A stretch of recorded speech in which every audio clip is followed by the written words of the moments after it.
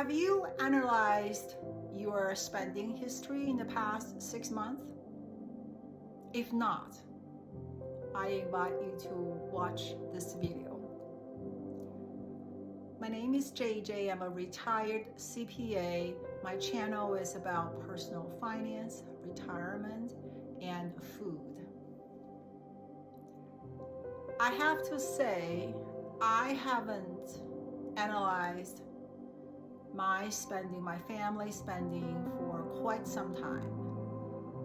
I had a budget in mind over the years, loosely kind of put it into big categories: mortgage payment, utilities, food, and etc. I'm not a big spender. I've never been a big spender. I don't have any debt at the present time. Never had a credit card balance in my life. But lately,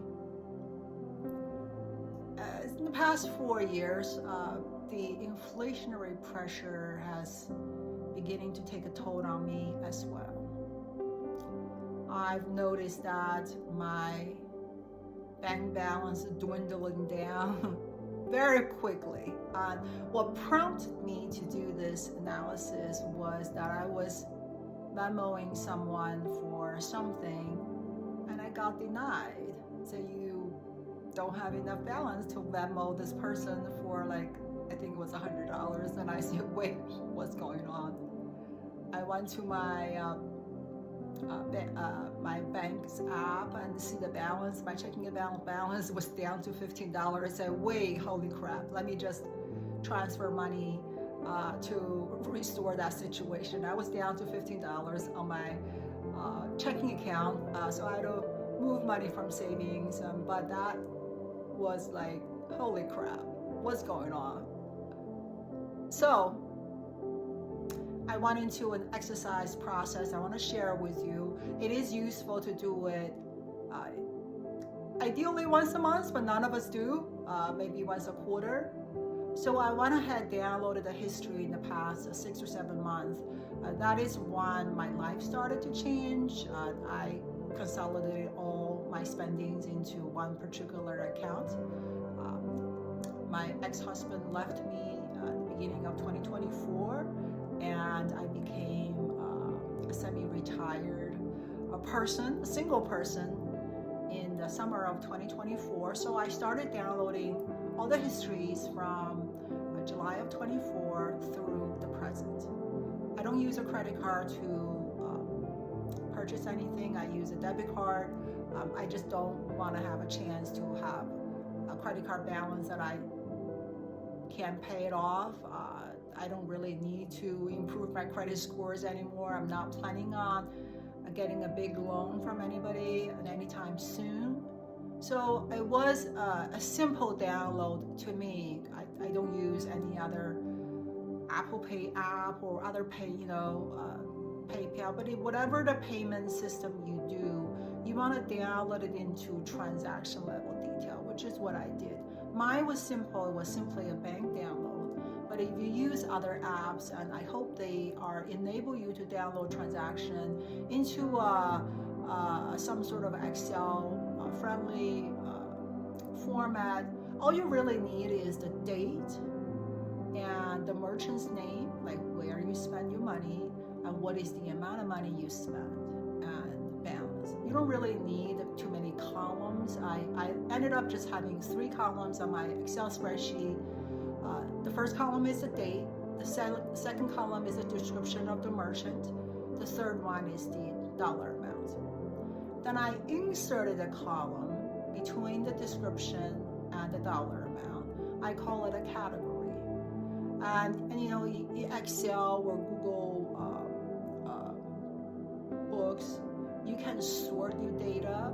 So I just sort my data by description, meaning the name of the merchants where I spend money. And when I see a grocery name, I just label it category grocery, and I just copy and paste downward. So my local grocers, which I frequently use, so I label them as grocery.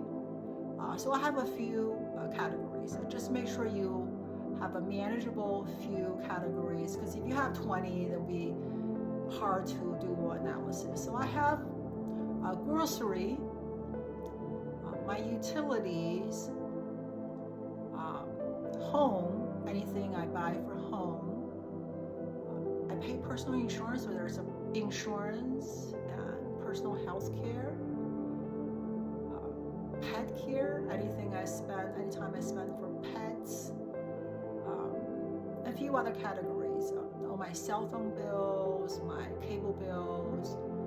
So I have about, I want to say 10 categories that I listed, including a gift, a miscellaneous.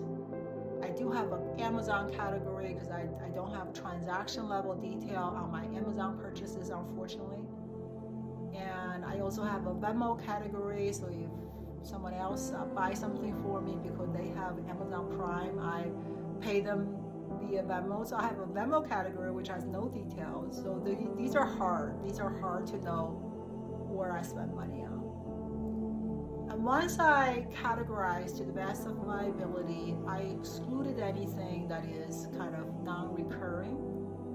So if you have category that is non-recurring, it's not your day-to-day, you can take them out of your data. Oh, I'm sorry, I'm gonna go back a little bit. After I categorized everything, I created a pivot table. So pivot table is relatively easy to learn if you don't know how to use it, but it is a very useful tool to sort your data. I sorted by category and a month, and then it tells me how much I spent for each category. So it gave me a manageable amount of data to look at. So that's the end product, is you have a pivot table. What my columns are the categories, and my rows started with which month I spent money on, and the middle of the pivot table is just a dollar amount. So I sorted by category by month and gave me a sum of the dollars I spent for that month. And I just copy paste value this pivot table into another sheet, so I can do some data maneuver. I moved anything that's non-recurring into the right side of the spreadsheet. I don't want to take a look at it. I don't want to think about it, but that's the money I spent. But I wanted to see day to day my routine expenditures, and I wanted to go back to compare to the very loose budget I set for myself. And it was a big surprise, big surprise to me.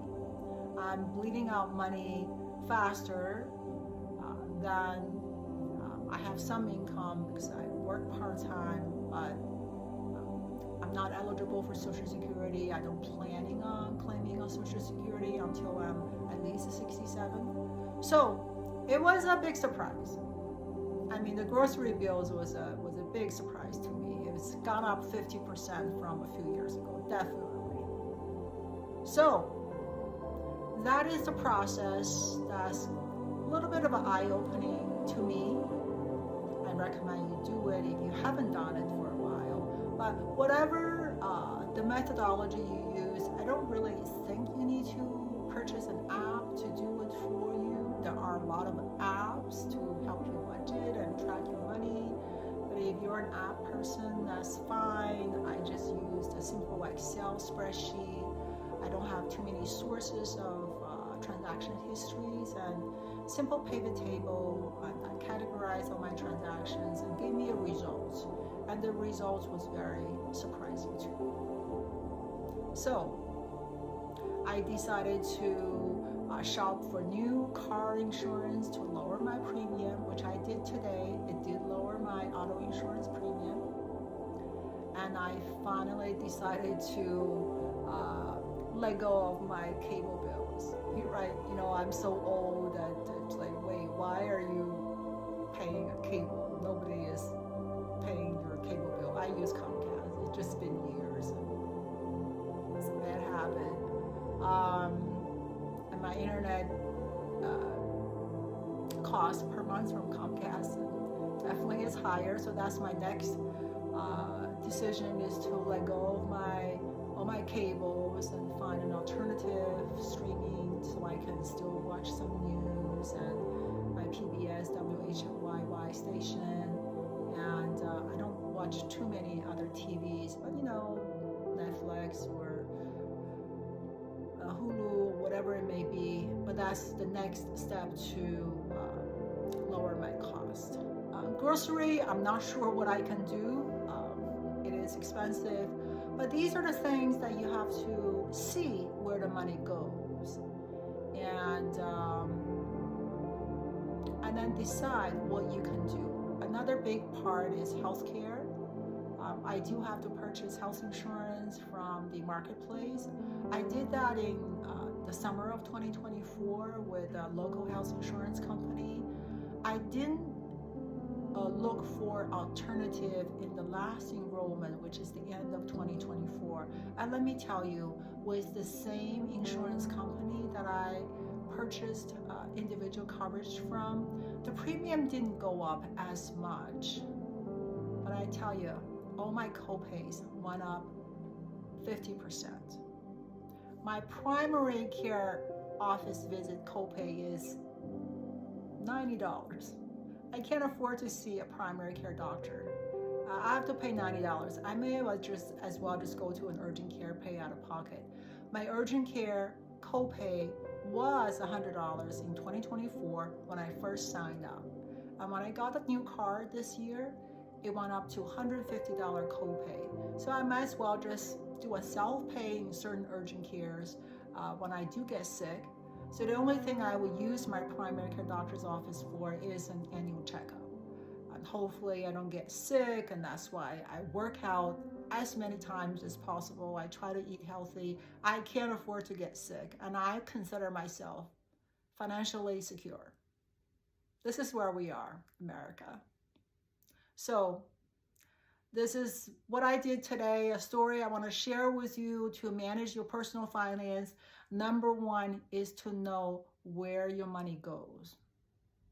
And if you know where your money goes, trying to reduce certain expenditures by shop around or really cut down the non-discretionary spendings. If you're a sports gambler, I just heard about this news of a sports gambling in Gen Z. If that's bleeding money and you run into debt, especially, you gotta cut it off.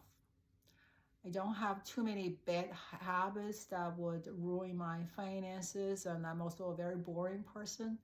But this is what we're dealing with today, early 2025 in America, is no one can afford anything. So hopefully you share a similar mindset of mine. And if you haven't really analyzed your spending, do the exercise. And I wanted to see what your findings are. All right, you have a great day. Thank you so much. Please subscribe to my channel and put a thumb up, like a like for my channel. Thank you. Bye-bye.